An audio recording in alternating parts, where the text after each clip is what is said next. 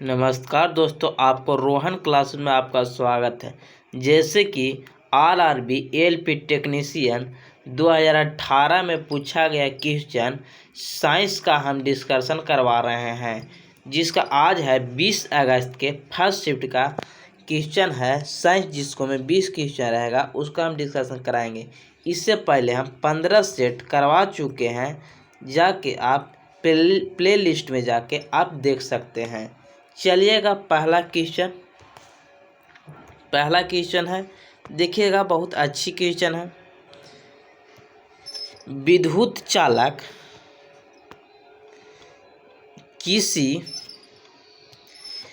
किसी विद्युत चालक के किसी क्रॉस सेक्शन से 2 कूलाम आवेश, किसी विद्युत चालक है, मान लीजिए चालक है, इससे सेक्शन से क्रॉस सेक्शन तो यही होता है, कितना कूलाम, 2 कूलाम, क्यू बराबर 2 कूलाम आवेश, तो क्यू हो गया 2 कूलाम आवेश हो गया।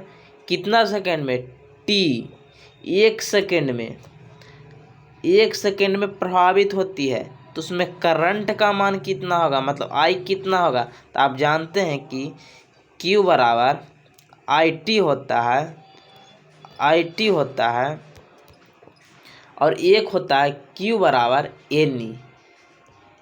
तो कौन वाला लगेगा, इसको में आई देल है, आई निकालना है, टी देल है और क्यू देल है। तो देखिएगा क्यू बराबर कितना है, 2 है, आई निकालना है और गुने टी कितना देल है, 1 देल है। तो आई बराबर कितना, 1 से 2 बार में काटेंगे तो 2 हो जाएगा। आई बराबर कितना, 2 एम्पियर हो जाएगा। ऑप्शन नंबर सी हो जाएगा। चलिएगा नेक्स्ट क्वेश्चन देखिएगा, अच्छा क्वेश्चन है। देखिए, इसको में आपका कन्फ्यूजन होगा, आपको हम दूर करते हैं। देखिएगा, किसी गोलाकार दर्पण की परावर्तक सतह के व्यास को क्या कहा जाता है। देखिएगा, मान लीजिए एक दर्पण है, ये उत्तल दर्पण है, मान लीजिए, इसको जो परावर्तक सतह होगा, ये परावर्तक सतह है, यही ना फोकस हो गया, ये पी हो गया, ये सी हो गया, इन्फिनिटी हो गया। तो परावर्तक सतह तो यही दर्पण को होगा, और परावर्तन सतह के व्यास तो इतना दूर, मतलब परावर्तन होगा। इसको परावर्तन सतह के व्यास को हम द्वारक कहते हैं। इसी को छेदक बोलते भी हैं, छेद भी बोलते हैं, और इसी को हम बीवर बोलते हैं। अब अगर आपको से पूछा परावर्तक सतह, दर्पण के परावर्तक सतह खाली कहता, तो ये हो जाता ध्रुव होता है परावर्तक सतह। पूछता कि किसी गोलाकार दर्पण की परावर्तक सतह को क्या कहते हैं, तो ध्रुव। लेकिन परावर्तक सतह के व्यास को क्या कहा जाता है, द्वारक कहा जाता है। द्वारक किसे कहते हैं, किसी भी दर्पण की परावर्तक सतह के चौड़ाई को हम द्वारक कहते हैं, इसी को छेद कहते हैं, इसी को बीवर कहते हैं। आपका कन्फ्यूजन हो गया। और इसी को ध्रुव के खंभा भी बोलता है, ध्रुव को खंभा भी बोलता है। चलेगा, इसको आप बता दीजिए क्या हो जाएगा, परावर्तक सतह को क्या कहते हैं। देखिए, आप बताइए, किसी गोलाकार दर्पण की परावर्तक सतह के व्यास को छेद कहा जाता है, इसी को द्वारक कहते हैं, इसी को हम लोग बीवर कहते हैं। और इंग्लिश में एम्पलीट्यूड, इस समय एम्पलीट्यूड लिखेगा। और खंभा कहते हैं पोल को, जिसको ध्रुव बोलते हैं। चलिएगा नेक्स्ट क्वेश्चन, 8वां नंबर देखिएगा।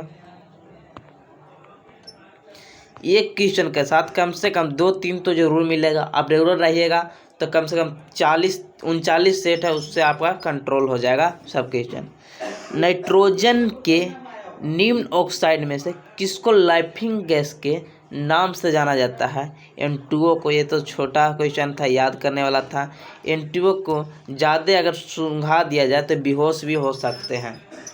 चलिएगा, और नाइट्रोजन गैस को हम अभी कुरकुरे में भरते हैं। पूछेगा कि खाने वाला चीज़ से हम ऑक्सीकरण से, ऑक्सीकृत होने से बचाने के लिए हम नाइट्रोजन भरते हैं। जैसे कुरकुरे को हम भर देते हैं नाइट्रोजन, तो सुरक्षित रहता, वो भी होगा।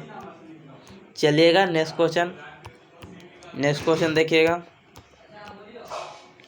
ये देखिए पूछ रहा है, देखिए न्यूलैंड अष्टक नियम, ये तो हम सब बता चुके हैं, अब पिछली वीडियो से बने होंगे तो सब आपको याद हो गया होगा।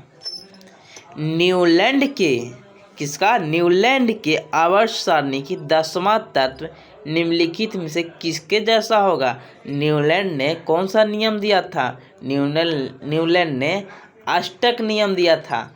अष्टक नियम दिया था। इसने कहा था कि हर 8वां तत्व एक दूसरे के बराबर होगा। जैसे पहला है तो इसको 7 जोड़ेंगे तो 8वां बराबर होगा, दूसरा होगा उसका 7 जोड़ेंगे तो 9वां बराबर होगा। इसी तरह तीसरा है तो पूछा 10वां तत्व के बराबर, तो 3 में 7 जोड़ेंगे तो 10 हो जाएगा। हमेशा 8वां नियम अष्टक नियम था कि 8वां बराबर होगा, ना कि 8वां के बाद वाला। तो हर कोई में 7 जोड़ेंगे तो जोड़ेगा, 3 जोड़े और 7 जोड़े तो 10 आ गया। मतलब 10वां के कौन हो जाएगा? तीसरा हो जाएगा। और अष्टक नियम न्यूलैंड ने दिए थे। इनको समय कितने तत्व थे? 56 तत्व थे। कितने तत्व? 56 तत्व थे। और इनका नियम कहाँ तक लागू होता था? कैल्शियम तक। प्रेडिक्टेबल कहाँ तक बनाए थे? थोरियम तक बनाए थे। इसने किसको दूर रखा था? Fe से, लोहा से, कोबाल्ट को और निकेल को दूर रख दिया था। किससे? Fe से, मतलब लोहा से दूर रख दिया था कोबाल्ट और निकेल को। चलिएगा नेक्स्ट क्वेश्चन 8वां के बाद 20 देखिएगा। ये भी क्वेश्चन मज़ेदार है, इसको हम थोड़ा सा घुमा देते हैं, आप फंस जाते हैं। निम्नलिखित गतिविधियों में से किसके काम नहीं किया गया? भौतिक में कहते हैं W बराबर F(S) कोस थीटा। थीटा का मान कभी नहीं 90 डिग्री होना चाहिए। 90 डिग्री के मान कितना होता है? 0। तो F हो गया बल और S हो गया विस्थापन, और कोस थीटा 90 में मतलब खड़ा रह गया तो उसका नहीं। मान लीजिए हम खड़ा है तो 90 डिग्री थीटा है और कोस थीटा का मान 90 पर 0 होता है, चलिएगा। अश्वनी दौड़ रहा है तब विस्थापन हो रहा है, विस्थापन हो रहा तब कार्य हो रहा है। अश्वनी चल रहा है, इसको में भी विस्थापन हो रहा है, ये भी होगा। अश्वनी प्लेटफॉर्म पर खड़ा है, भाई प्लेटफॉर्म पर खड़ा है तो 90 डिग्री का कोण बना रहा है और विस्थापन 0 है, तो विस्थापन 0 है तो अश्वनी का हो जाएगा?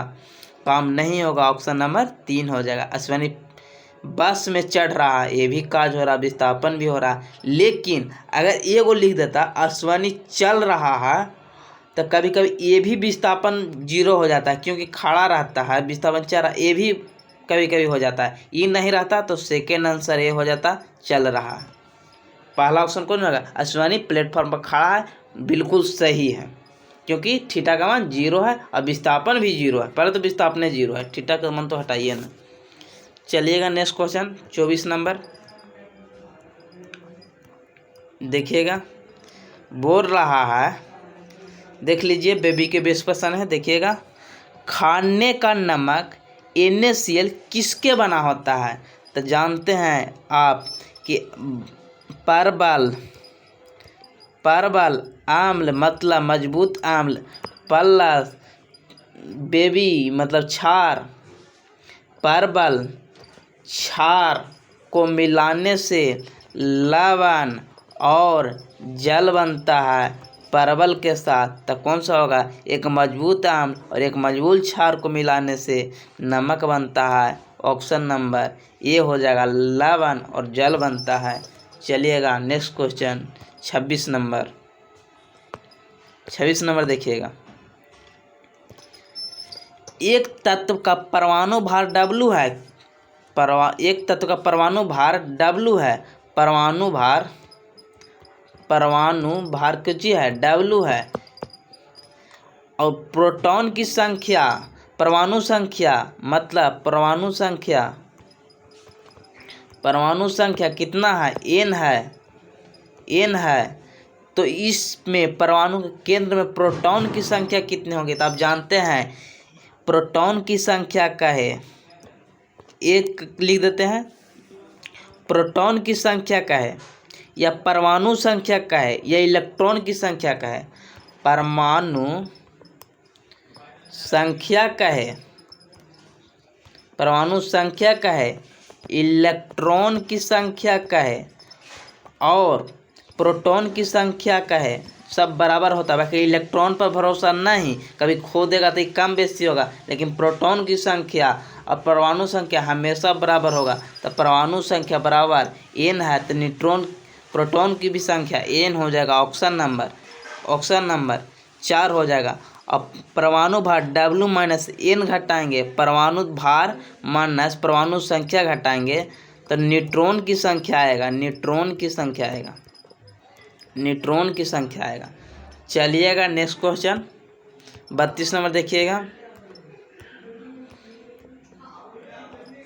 32 नंबर देखिएगा, ये भी अच्छी क्वेश्चन है। निम्नलिखित तत्वों में से किसमें कुल 3 कोष और बाहरी कक्षा में 8 इलेक्ट्रॉन है? 3 कोष, आपको बता दें कि जितना कोष होगा उतना ही आवर्त होगा। जैसे किसी को 1 कोष है तो 1 आवर्त में रहेगा, 2 कोष है तो 2 आवर्त में, 3 कोष है तो 3 आवर्त में।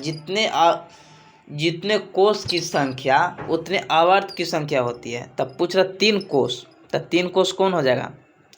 पहला, और बाहरी कक्षा में 8 इलेक्ट्रॉन, तब बाहरी कक्षा में 8 इलेक्ट्रॉन है मतलब अक्रिय होगा। तब पहला में हीलियम हो गया, क्रिय की बात करेंगे। फिर क्या होगा? नियोन होगा, फिर आर्गन होगा। तो ये हो गया ना, पहला, दूसरा और तीसरा आवर्त हो गया और 8 गो इसको बाहरी में हो गया। जिससे इसका कितना होता है? 18। तो 2 8 8, तो 3 गो कोष हो गया। अब बाहरी कक्षा में 8 हो गया। ऑप्शन नंबर बी हो जाएगा। चलिएगा नेक्स्ट क्वेश्चन। 8 को कह दिया तो सीधा, 18 को कह दिया तो सीधे आप अक्रिय गैस पर चल जाइए। चलिएगा नेक्स्ट क्वेश्चन 37 नंबर देखिएगा। ये देखिए, विद्युत प्रवाह की इकाई अंतर्राष्ट्रीय मानक इकाई है। विद्युत प्रवाह अंतर्राष्ट्रीय मानक मतलब एसआई मात्रा विद्युत प्रवाह के। तो विद्युत प्रवाह कुछ होता है एम्पियर। और ये हो गया मिली एम्पियर, मतलब 10 के पावर माइनस 3 मिली एम्पियर हो गया। 10 के पावर माइनस 3 मीटर, 10 के पावर माइनस 6 माइक्रोमीटर हो गया, माइक्रो एम्पियर हो गया। ये सबसे छोटी हो गया। और वोल्टेज के एसआई मात्रक अंतर्राष्ट्रीय मानक, जैसे पदार्थ के क्या होता है? एसआई मात्रक मोल होता है। ज्योति तीव्रता का क्या होता है? कैंडेला होता है। समय का क्या होता है? टी होता है, समय के टी होता है। चलिएगा नेक्स्ट क्वेश्चन, मैंने सेकेंड होता है, बीमा हो गया टी। चलिएगा नेक्स्ट क्वेश्चन 41 नंबर देखिएगा। ये देखिए, इसको में हम जुगाड़ बताते हैं आपको। पूछ रहा है कि मानव शरीर का पीएच मान स्तर होता है। तो हमेशा आदमी के तो पीएच मान शरीर, जैसे इसका ब्लड के कितना होता है? 7.4 होता है। हम लोग के खून के 7.4 होता है। तो इससे तो ज़्यादा ही होना चाहिए। तो 7 और 7 से अम्ल तो होगा नहीं शरीर, तो 7 से 7.8 तक होगा। 7.8 तक। कभी आपको से पूछेगा कि दांत क्षरण, जब दांत क्षरण होता है तब कितना पीएच मान होता है? दांत क्षरण, तो आप ऐसे याद रखिए, दांत कब टूटता है? बचपन में, मैंने बचपन, तो 55 आ रहा है तो 5.5 से कम हो जाएगा तो दांत के क्षरण हो जाएगा। ये भी पूछा है क्वेश्चन। और नींबू के पीएच मान कितना होता है?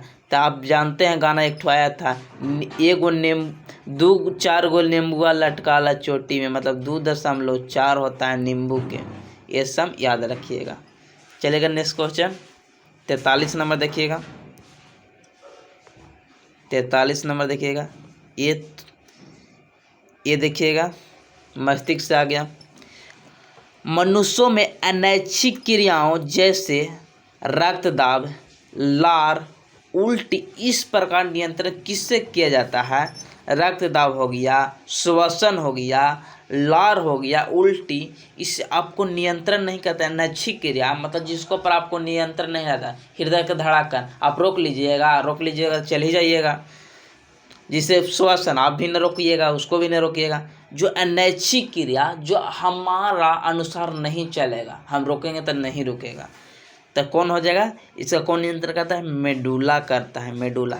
हाइपोथैलेमस ये हम लोग को तापमान नियंत्रण करता है, तापमान नियंत्रण करता है, तापमान नियंत्रण करता है। कौन? हाइपोथैलेमस तापमान नियंत्रण करता है। पोन्स है जो छोटी मस्तिष्क है, छोटी मस्तिष्क। स्पाइनल कोड प्रतिवर्तित क्रिया के लिए, मतलब प्रतिवर्ती क्रिया मतलब जैसे आगे सांप था तब पीछे हट गए, आग के देखें, आग आपका हाथ गया तुरंत डायरेक्ट नीचे हो गए, ये हो गया स्पाइनल कोड, इसका नियंत्रण प्रतिवर्तित क्रिया हो गया। जैसे आप आगे जा रहे थे, गाड़ी आगे थे, भाई पीछे हो गए, ये प्रतिवर्तित क्रिया हो गया जो स्पाइनल कोड द्वारा नियंत्रण होती है।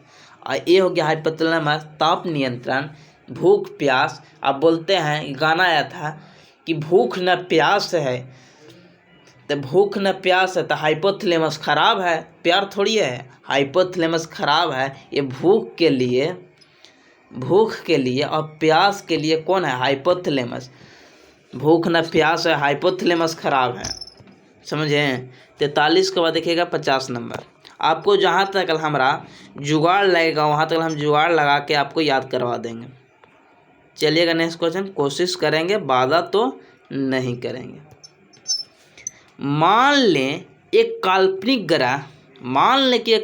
ग्रह जिसका द्रव्यमान और त्रिज्या दोनों पृथ्वी से आधे है, मतलब r भी 1/2 है पृथ्वी के, और द्रव्यमान भी m भी 1/2 है पृथ्वी के। तो आप जानते हैं g का मान, तो g बराबर क्या होता है? Gm/r² होता है।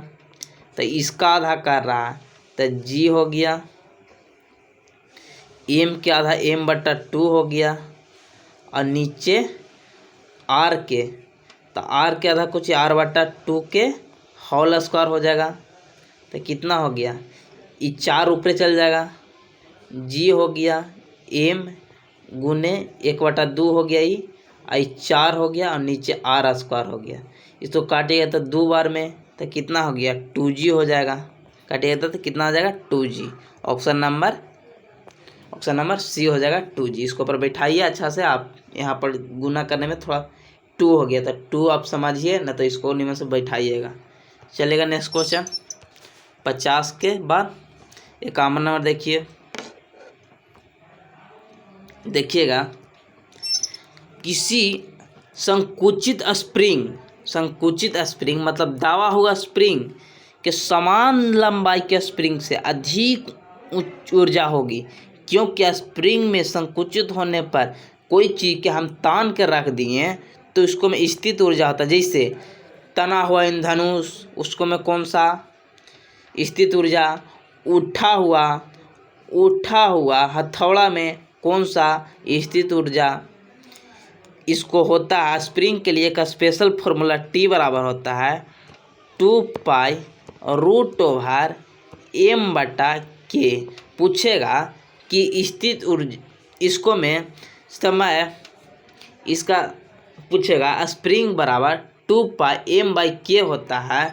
जैसे T बराबर 2π√L/g होता है आवर्तकाल बराबर। इसी तरह स्प्रिंग में होता है, इसका द्रव्यमान पर निर्भर करता है, और कौन चीज़ का आप बनाए हुए हैं उस पर निर्भर करता है इसका आवर्तकाल, कितना स्पीड से ये कंपन करेगा, किसको पर निर्भर करता है? द्रव्यमान पर, कितना द्रव्यमान है और कौन धातु से बना हुआ है। और अगर ऐसे पूछेगा आवर्तकाल कोई चीज़ के, तो लंबाई पर निर्भर करता है केवल, और गुरुत्वाकर्षण पर कि कहाँ आप कर रहे हैं। चलिएगा नेक्स्ट क्वेश्चन 51 के बाद देखिए 59 नंबर देखिए। परमाणु संख्या वाला एक तत्व क्षारीय ऑक्साइड होगा, क्षारीय अम्ल देगा, अम्ल के ऑक्साइड अम्लीय होगा, अधातु के ऑक्साइड अधातु के ऑक्साइड अ से अधातु अक से अम्लीय होगा, अम्लीय होगा। और धातु के ऑक्साइड क्षारीय होगा। तो देखिएगा कौन है धातु, 17 है तो क्लोरीन है, धातु है। नाइट्रोजन है, यह धातु होगा। कार्बन धातु हो गया, एक कैल्शियम हो गया जो धातु है, जो सेकेंड वर्ग में आता है। फर्स्ट वर्ग और सेकेंड वर्ग ये सब धातु है। चलिएगा नेक्स्ट क्वेश्चन 59 के बाद 63 नंबर देखिए। 63 नंबर देखिए, वो रहा है कि प्रचुर मात्रा में सफ़ेद फाइबर पाए जाते हैं। सफ़ेद फाइबर किसको में, देखिएगा शिराओं में, टेंडन का होता है। टेंडन जिसको हम शिराएँ कहते हैं, टेंडन जो हड्डी प्लस मांसपेशी से, इसको हम कंडरा भी बोलते हैं, इसको कंडरा कहिए, शिराओं कहिए या टेंडन कहिए। हड्डी प्लस मांसपेशी में, और हड्डी और मांसपेशी में जहाँ जुटेगा वहाँ सफ़ेद फाइबर भी मिलेगा, ऑप्शन नंबर डी हो जाएगा। और जब कहेगा स्नायु यानी लिगामेंट कुछ को हड्डी प्लस हड्डी से जोड़ना लिगामेंट कहा जाता है, स्नायु। उपास्थि जैसे आप पूछेगा उपास्थि से कौन बना होता है, उपास्थि से बना हुआ आता है। जिसे कान के ये कान बता दीजिए, नाक बता दीजिए, इसमें उपास्थि कार्टिलेज से बना हुआ है। चलिएगा नेक्स्ट क्वेश्चन 63 के बाद 64 देखिएगा। ये भी आपका कन्फ्यूजन होगा, आप देखिएगा, दिमाग लगाइएगा इसको में। एक फूल के प्रजनन कौन सा भाग है, तो देखिएगा इसका होता है बाह्यदल पुंज। कलिक्स मतलब बाह्यदल पुंज, एक सेक्सुअल नहीं है, ये भी नहीं होगा। कोरोला दल पुंज, इसको दल पुंज बोलते हैं। बाह्यदल पुंज जो आकार देता है फूल को, जैसे फूल है तो इसको नीचे जो आकार देता है वो बाह्यदल पुंज, और जो हरा या लाल रहता है उसको हम कहते हैं दल पुंज। कोरोला वही हो गया, कोरोला दल पुंज। पुकेसर स्टेमेन, तो जिसको मेन लगा रहा है, आप ही बताइए मेन है तो मेन है कुछ ही हो गया, पुरुष हो गया तो ये होगा स्टेमेन पुकेसर, तब जानते हैं। और एक हो जाएगा कार्पस मतलब अस्थिकेसर को ही कार्पस बोलते हैं। और अस्थिकेसर के दो गो होता है, एक स्टिग्मा होता है इसका भाग, एक स्टाइल होता है। स्टिग्मा मतलब बत्रिकाग्र और स्टाइल माने बत्रिका। और पुकेसर में दो गो, एक तंतु होता है, एक प्राकन होता है, और दोनों को मिलकर पुकेसर बनता है। और कार्पस अस्थिकेसर बनता है किसको, बत्रिका और बत्रिकाग्र से, स्टिग्मा और स्टाइल से मिलकर कार्पस बनता है। ऑप्शन नंबर डी हो जाएगा। चलिएगा नेक्स्ट क्वेश्चन 65 नंबर देखिए। अवतल दर्पण का उपयोग यहाँ नहीं किया जाता है, तो देखिएगा हेडलाइट में तो कर ही करते हैं। सेविंग दर्पण मतलब जो हम लोग दाढ़ी बनवाते हैं वहाँ प्रयोग कर ही करते हैं। रिव्यू में साइड मिरर में हम लोग उत्तल दर्पण का प्रयोग करते हैं। साइड मिरर में व्यू मतलब साइड मिरर हो गया, साइड मिरर कहिए या रोड लैंप कहिए, रोड लैंप इसको में हम लोग प्रयोग किसको करते हैं, रिव्यू दर्पण का प्रयोग करते हैं। ऑप्शन नंबर ए हो जाएगा, ऑप्शन नंबर ए। इसको में उत्तल दर्पण का प्रयोग करते हैं, और ये सब में अवतल दर्पण का प्रयोग करते हैं। टॉर्च में भी करते हैं, अवतल दर्पण में कान जांच करने में, आँख जांच करने में, ये सब भी में हम लोग TNT उसको बोलते हैं, आँख नाक दांत में प्रयोग करने में अवतल दर्पण का प्रयोग करते हैं। चलिएगा नेक्स्ट क्वेश्चन देखिएगा 65 के बाद देखिएगा 73 नंबर देखिएगा। ये भी अच्छा क्वेश्चन है। निम्नलिखित में किसका प्रयोग इत्र बनाने के साथ स्वाद एजेंट में भी किया जाता है। ईस्टर को फल जैसा स्वाद के लिए, जैसे हम लोग मैंगो फ्रूटी पीते हैं, तो मैंगो फ्रूटी में मैंगो नहीं डाला गया है, ईस्टर डाला गया है। जैसा फल रहेगा वैसा वो गंध करेगा। ये इत्र बनाने में भी प्रयोग करते हैं, और हम स्वाद के लिए भी करते हैं, फलों जैसा गंध देता है। इथेनॉल हम पीने वाला दारू, पीने वाला अल्कोहल, इथेनॉल, मिथेनॉल जो हम लोग पीने वाला नहीं, इसको टिंचर आयोडीन में उपयोग करते हैं मिथेनॉल, इसको पीने से अंधापन होता है। और ये हो गया पीने योग्य होगा इथेनॉल। इथेनोइक अम्ल तो जाने करते हैं एक एसिड है। 74 नंबर, आधुनिक आनुवांशिक सामग्री के वाहक कौन है? ये जीन होता है। और आनुवांशिक के पिता हम लोग ग्रेगर मेंडल को कहते हैं, ग्रेगर मेंडल को कहते हैं। चलिएगा नेक्स्ट क्वेश्चन 74 के बाद 75 नंबर, 75 लास्ट क्वेश्चन और बहुत अच्छी क्वेश्चन। अगर आप लास्ट तक टिके हैं तो एक आपका काम बन जाएगा। ढेर तो भाग गए अलग बात है, पूरा देखने वाला 100 में से 1 होता है। इसी तरह 1% की ही रिजल्ट होता है, न कि 99% के। एक गेंद ऊपर की ओर फेंकी जाती है, कहाँ फेंकी जाती है? ऊपर की ओर। यह 80 मीटर की ऊंचाई तक ऊपर जाती है, कहाँ तक? 80 मीटर तक जाती है और अपनी मूल स्थिति में फिर लौट आती है। तो गति से 7 सेकंड के बाद विस्थापन परिमाप क्या होगा? मतलब 7 सेकंड के बाद कितना होगा? t बराबर 7 सेकंड के बाद कितना होगा? अगर g के मान कितना है? 10 है, तो परिमाप 7 सेकंड के बाद कितना होगा? तो देखिएगा ऊपर जा रहा है तो यू तो कुछ होगा, यू से जब शुरू किए होंगे तो होगा। अब भी लास्ट में कौन हो जाता है? 0। मतलब ऊपरे गया तो कहूँ कहूँ जाते जाते बेग 0 तो जरूर हुआ होगा। तो अब लगा दीजिए सूत्र, v² बराबर u²। ऊपर जा रहा था -2gs हो जाएगा। v बराबर कितना हो जाएगा? 0। और u बराबर निकालना है, u बराबर तो निकालना है कितना बेग से हम फेंके थे। और 2 गुने g के मान 10 और s के मान कितना है? 80। तब u² बराबर इधर में चल जाएगा तो 1600। तो u बराबर कितना आ गया? u बराबर 40 आ गया। अब इसको दूसरा में बैठाइए तब ना विस्थापन आएगा। ये तो u का मान प्रारंभिक वेग जब हम फेंक रहे थे उसका आया। अब इसको दूसरा समीकरण का लगाइए, दूसरा लगा दीजिए, s बराबर ut½ ऊपर जा रहा है -GT² लगा दीजिए, इसके ऊपर बन जाएगा। s निकालना है, u बराबर 40 आ गया।